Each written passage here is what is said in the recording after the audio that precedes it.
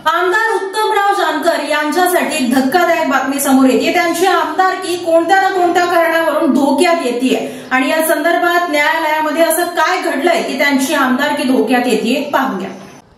माळशिरसचे युवा नेते संकल्प हनुमंतराव डोळस यांनी आमदार उत्तम जानकर यांचे जात प्रमाणपत्र रद्द करण्याबाबत दाखल केलेल्या पुनर्विचार याचिकेवर उच्च न्यायालयाचे न्यायमूर्ती नितीन सूर्यवंशी आणि एस गडकरी यांच्या खंडपीठाकडून आमदार उत्तम जानकर यांना नोटीस बजावण्यात आली आहे।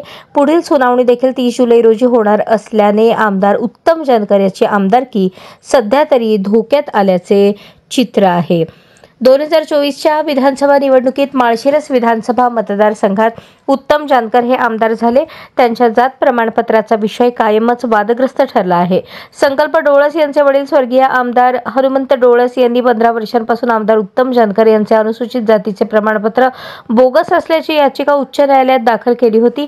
त्यांच्या निधनानंतर संकल्प डोळस यांनी आमदार उत्तम जानकर यांचे जात प्रमाणपत्र रद्द करण्यासाठी पुनर्विचार याचिका दाखल केली। या पुनर्विचार याचिकेअंतर्गत आमदार उत्तम जानकर यांना उच्च न्यायालयाचे न्यायमूर्ती सूर्यवंशी आणि गडकरी यांच्या खंडपीठाकडून आमदार उत्तम जानकर यांना नोटीस बजावण्यात आली आहे। आमदार उत्तम जानकर यांना हा मोठा धक्का मानला जातोय।